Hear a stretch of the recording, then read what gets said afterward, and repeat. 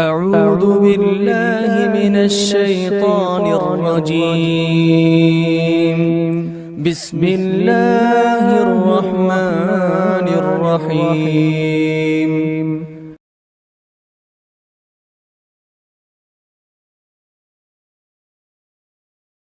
الحمد لله رب العالمين والصلاة والسلام على رسوله النبي الأمين وعلى آله وأصحابه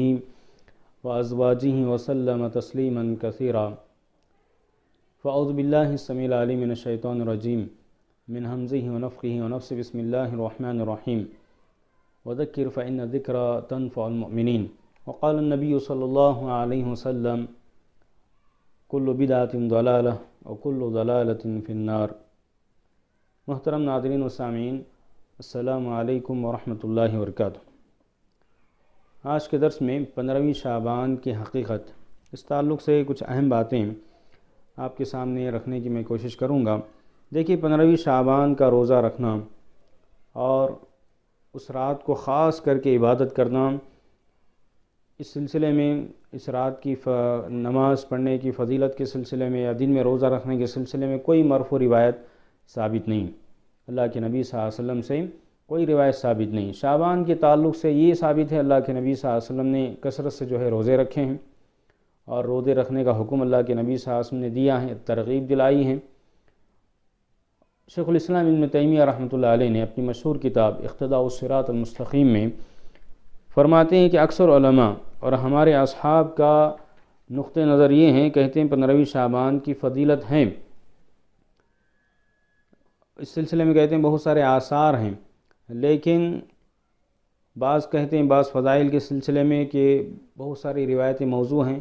اور بعض ضعیف ہیں۔ البتہ صرف 15ویں شعبان کا روزہ رکھنے کے سلسلے میں کہتے ہیں جو روایت ثابت ہے وہ بے اصل، جو روایت ثابت کی جاتی ہیں، بیان کی جاتی ہے، اس کے بارے میں کہتے ہیں بے اصل، اس کی کوئی بنیاد نہیں۔ اسی طرح علامہ محدث عبید اللہ مبارک پوری رحمۃ اللہ علیہ مرآۃ المفاتیح کے مؤلف کہتے ہیں الحاصل انہ لیس فی صوم یوم لیلۃ النصف من شعبان حدیث مرفوع صحیح او حسن او ضعیف خفیف الضعف ولا اثر قوی او ضعیف۔ کہتے ہیں 15ویں شعبان کے دن روزہ رکھنے کے بارے میں کوئی مرفوع روایت یا حسن درجے کی یا ضعیف جس کا ضعف معمولی ہو کوئی مروی نہیں ہے، نہ کوئی اثر قوی ہے، ضعیف ہی موجود ہے۔ تو اس سلسلے میں کہتے ہیں کوئی اصل اس کی ثابت نہیں ہے۔ تو ان تمام بیانات سے علماء کے اقوال سے بات ثابت ہوتی ہیں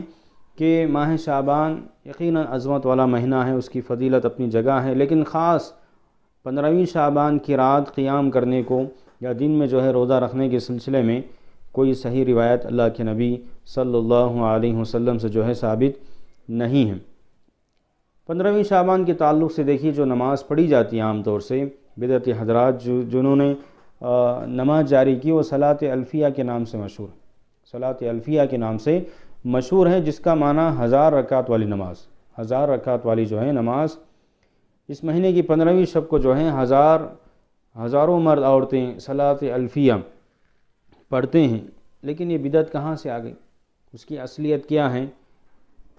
تو قرآن و حدیث کے روشنی میں اگر ہم دیکھیں، خاص طور سے احادیث کے روشنی میں جو بات بیان کی جاتی ہے اس سلسلے میں،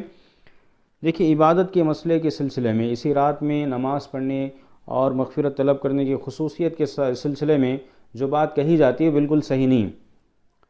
اور دیکھیے اللہ تعالیٰ صحیح بخاری صحیح مسلم میں وارد ہیں، ابو ہریرہ رضی اللہ تعالیٰ عنہ سے اللہ کے نبی صلی اللہ علیہ وسلم نے فرمایا کہ اللہ تعالیٰ ہر رات جب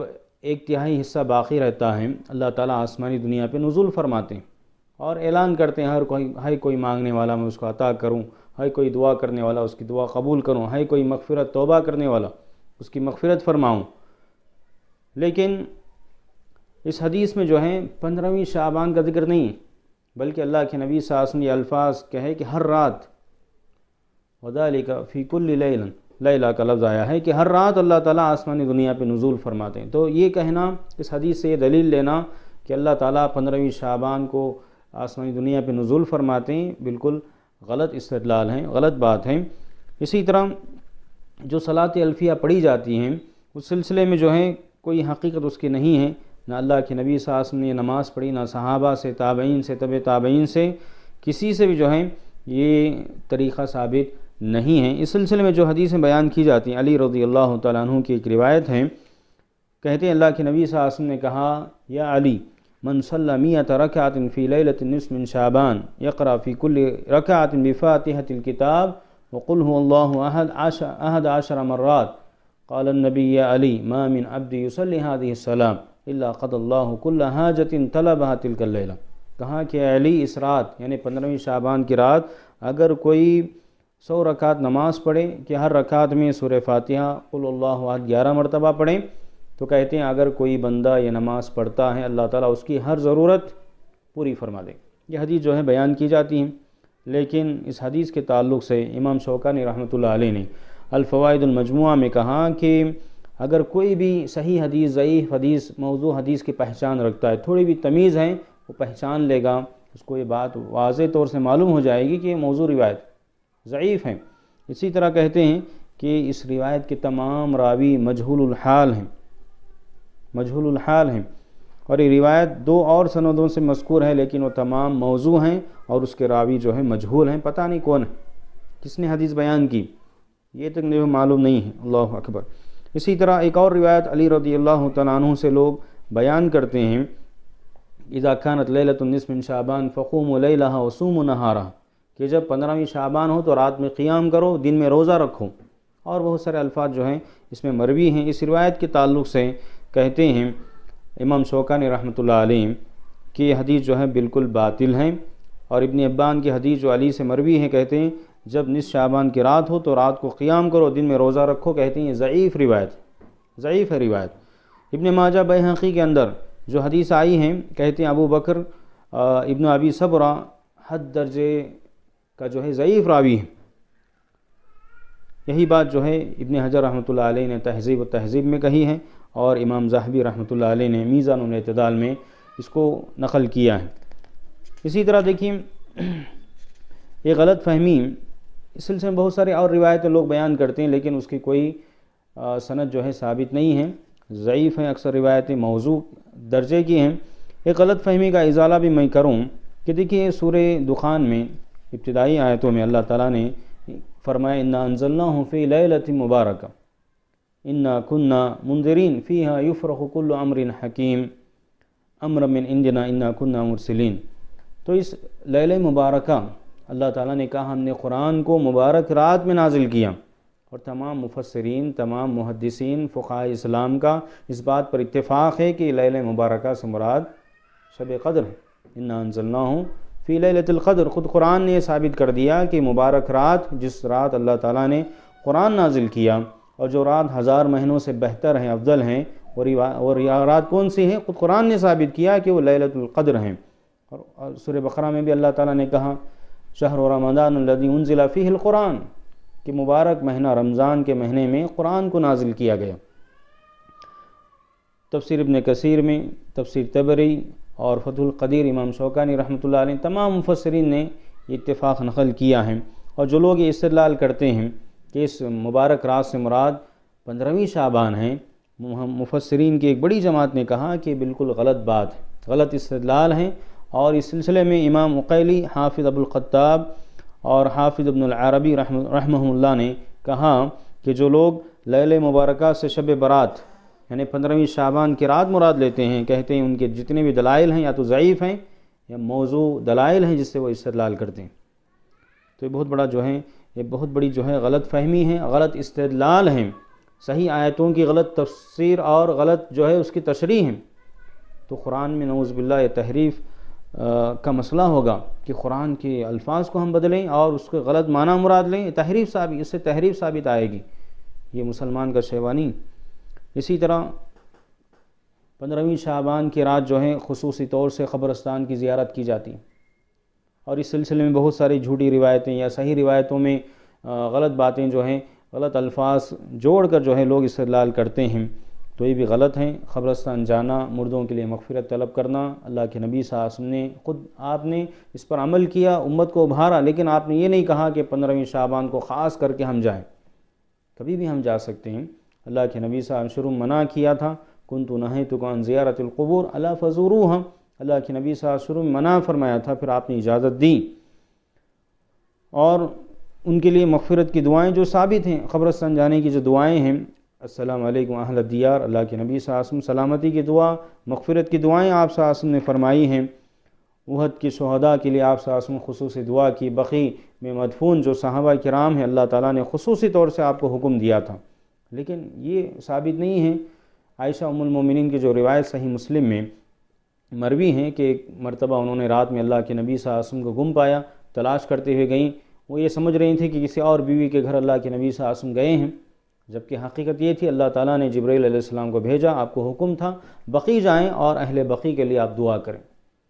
اور اس صحیح روایت میں جو ہے ضعیف حدیث کو جوڑ دیا لوگوں نے، جو سنن ترمذی میں بیان کی جاتی ہیں کہ اللہ تعالیٰ اس رات تمام لوگوں کی جو ہے مغفرت، بہت سارے لوگوں کی مغفرت فرماتا ہے، اور اس میں بنو کلب کہ بکریوں کا جو ہے ذکر کرتے ہیں کہ ان بکریوں سے بھی زیادہ لوگوں کو اللہ مغفرت کرتا ہے۔ تو صحیح حدیث میں جھوٹے الفاظ جو ہیں، من گھڑت الفاظ لوگوں نے جو ہے اس میں جوڑ دیا، اور یہ حدیث جو ہے حجاج بن ارطاط اور ایک اور راوی ہیں یحییٰ ابن ابی کثیر جو ضعیف راوی ہیں، محدثین نے اس بات کی جو ہے بالکل صراحت فرمائی ہے۔ اسی طرح دیکھیں 15ویں شعبان کے تعلق سے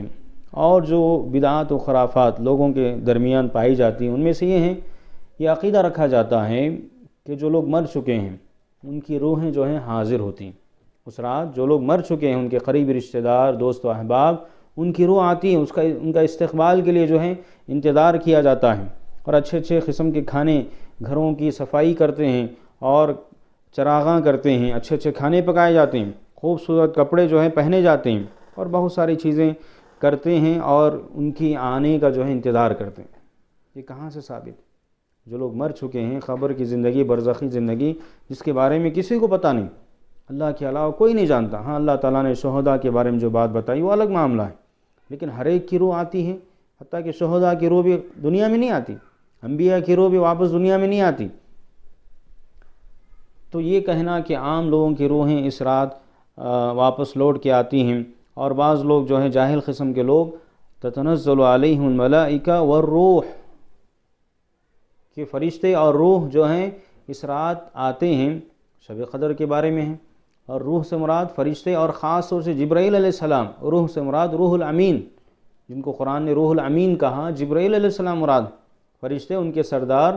روح الامین جبرائیل علیہ السلام آتے ہیں، اور روح سے مراد جو ہیں عام لوگوں کی روح مراد لیتے ہیں، نعوذ باللہ۔ یہ کہاں سے کس نے تفسیر بیان کی؟ عجیب غریب جو ہے استدلال لوگ کرتے ہیں، اور اس سلسلے میں غلط باتیں، غلط عقیدہ جو لوگوں کا بنا ہے، ہندوؤں سے لوگوں نے لیا، اور بہت سارے جہاں جو لوگ رہتے ہیں غلط قسم کے لوگ، ان سے جو ہے ان سے سنی باتوں پر عمل کر کے، اور کچھ جاہل نادان لوگ جو قرآن کے آیتوں کی غلط تفسیر کرتے ہیں جو ہیں اس طرح بیان کرتے ہیں۔ اسی طرح شب برات کے سلسلے میں دیکھیں نام بھی جو لوگوں نے رکھا، غور کریں، شب برات، شب کے معنی رات، برات کے معنی بیزاری کی رات، اللہ اکبر، نام دیا گیا غلط نام، اور اس کی فضیلت کہاں سے ثابت ہوگی؟ نام اس رات کا نام ہی غلط لوگوں نے رکھا، شب برات، برات والی رات، بیزارگی کی رات، تو گویا سنتوں سے بیزار، دینی تعلیمات سے بیزار لوگ ہی جو ہیں اس رات کو جاگتے ہیں خصوصی طور سے۔ یہی تو معنی ہوا کہ آپ صحیح تعلیمات سے بیزارگی کا اظہار کریں، آپ کو اللہ کے نبی صلی اللہ علیہ وسلم سے آپ کی سنتوں سے محبت نہیں۔ اللہ کے نبی نے کیا کیا، ہمیں یہ معلوم کرنا چاہیے کہ اللہ کے نبی صلی اللہ علیہ وسلم کیا اس رات واقعی اللہ کے نبی صلی اللہ علیہ وسلم نے اس رات کو میں قیام کیا، صحابہ نے کیا، اللہ کے نیک بندوں نے کیا، کسی سے ثابت نہیں، بلکہ بعد کے ادوار میں لوگوں نے اس کو جو ہے بہت ساری ماہ رجب کے سلسلے میں جو بدعات ہیں اور دیگر جو مہینوں کو خاص لوگوں نے کر لیا، خاص دنوں کو، خاص راتوں کو عبادتوں کے لیے، ان لوگوں نے یہ سب چیزیں جو ہے ایجاد کر لی۔ نام بھی جو ہے شب برات کا رکھا گیا، برات والی رات، بیزارگی کی رات، عجیب غریب معاملہ۔ اسی طرح دیکھیں 15ویں شعبان کی رات حلوے پکائے جاتے ہیں، گھروں کی صفائی جیسے میں نے کہا، اور کچھ حلوے پکا کر وہ عقیدہ جو میں نے ابھی ذکر کیا کہ روحیں لوٹ کر آتی ہیں، اور خاص طور سے بعض لوگ یہ بھی دلیل لیتے ہیں کہ اللہ کے نبی صلی اللہ علیہ وسلم کے جو ہیں اس شعبان میں جو ہے جنگ احد پیش آئی تھی، لوگ کہتے ہیں اللہ کے نبی صلی اللہ علیہ وسلم کے دانت ٹوٹ گئے تھے، اللہ کے نبی صلی اللہ علیہ وسلم نے حلوے بنا کے کھائے تھے، یہ بھی غلط بات ہے۔ جنگ احد جو ہے ماہ شوال میں پیش آئی، شعبان میں نہیں، شوال کے مہینے میں جو ہے جنگ احد پیش آئی تھی، مہینہ ہی غلط ہے۔ ہاں دیکھیے اللہ کے نبی صلی اللہ علیہ وسلم نے حلوے اور اس طرح کی نرم چیزیں کیوں کھائی تھیں؟ اللہ کے نبی کے دانت شہید ہو گئے تھے، تو آپ کے دانت شہید نہیں ہوئے؟ آپ نے کون سی محنت کی اللہ کے راستے میں؟ جو سنتیں اللہ کے نبی صلی اللہ علیہ وسلم سے ثابت ہیں اس پر عمل نہیں کرتے۔ جہاں عمل کی باری آتی ہے، جہاں قربانی، وقت کی قربانی، نیند کی قربانی، وہاں کچھ نہیں کرتے۔ جہاں کھانے پینے کا مسئلہ آتا وہاں غلط چیزوں کو لا کر، غلط بدعت و خرافات کا سہارا لے کر، سنتوں کا حوالہ دے کر اللہ کے نبی صلی اللہ علیہ وسلم کے عمل کی کوشش کی جاتی، یہ بھی غلط ہے۔ اگر آپ کو واقعی کھانا ہے حلوے، اپنے دانت شہید کرائیں اللہ کے راستے میں، پھر آپ سنت پر عمل کریں۔ یہ غلط استدلال ہیں۔ جنگ احد ہوئی شوال میں اور اس کو جوڑتے ہیں شعبان سے۔ اسی طرح چراغاں کیا جاتا ہے، آتش بازی جو ہے اس رات میں کی جاتی ہے۔ یہ بعض علماء نے ذکر کیا ہے کہ دراصل مجوسیوں اور آتش پرستوں کی جو ہے سازش کا نتیجہ ہے، جو آگ کی پوجا کرتے ہیں، ان سے جو ہے یہ لی گئی چیزیں ہیں۔ اسی طرح ہمارے ماحول میں اگر دیکھیں، جو ہندو قوم ہیں ان کے پاس جو ہے آتش بازی کرنا، چراغاں کرنا ان کے پاس مشہور ہے، ان سے جو ہے ان لوگوں نے لی ہیں۔ اسلام سے، اسلامی تعلیمات میں یہ تمام چیزیں جو ہے نہیں ملتی۔ خوشی منانا یا غم منانے کے طور طریقے اسلام میں بتائے گئے ہیں اور مہذب طریقہ ہے اسلام میں۔ یہ نہیں کہ آتش بازی ہم کریں، چراغاں کریں اور زینت، ایسی زینت اختیار کریں جس کا اللہ تعالیٰ نے حکم نہیں دیا، پیارے نبی صلی اللہ علیہ وسلم نے حکم نہیں دیا۔ اسلام سیدھا سادہ مذہب ہے۔ اسلام نے ہر قسم کے اسراف سے، فضول خرچی سے منع کیا ہے۔ انسان اپنے پیسے اپنی ذات پر خرچ نہیں کر سکتا جہاں اسراف لازم آتا ہے۔ تو ایسی چیزوں میں پیسوں کو خرچ کرنا جس میں کوئی فائدہ نہیں، نہ خود کا نہ دوسروں کا، بلکہ دوسروں کو تکلیف ہوتی ہے، پریشانی ہوتی ہے، تو ایسی چیزیں اسلام سے ان کا کوئی تعلق دور سے بھی نہیں ہے۔ آخر میں اللہ سے دعا ہے، یہ چند اہم باتیں تھیں ماہ شعبان کے سلسلے میں جو بدعات خرافات ہیں۔ دیکھیے شعبان کے تعلق سے اللہ کے نبی صلی اللہ علیہ وسلم جو سنت ثابت ہے، اکثر آپ روزہ رکھا کرتے تھے۔ 15 تاریخ تک جو ہے ہمیں اجازت دی گئی ہے، اگر کوئی روزہ رکھنا چاہے روزہ رکھ سکتا ہے۔ اس سنت کو ہم زندہ کریں، اس پر عمل کریں۔ اللہ سے دعا ہے کہ اللہ تعالی ہمیں پیارے نبی صلی اللہ علیہ وسلم کی سنتوں سے محبت کرنے اور سنتوں کے مطابق زندگی گزارنے کی سعادت اللہ نصیب فرمائے۔ ہر قسم کے بدعات و خرافات سے ہماری نسلوں کی اللہ حفاظت فرمائے۔ جب تک اللہ دنیا میں زندہ رکھے، حالت ایمان پر زندہ رکھے، خاتمہ ہو تو ایمان کی حالت میں ہو۔ اقول هذا القول واستغفر الله لي ولكم ولسائر المسلمين من كل ذنب فاستغفروه إنه هو الغفور الرحيم۔ السلام علیکم ورحمۃ اللہ وبرکاتہ۔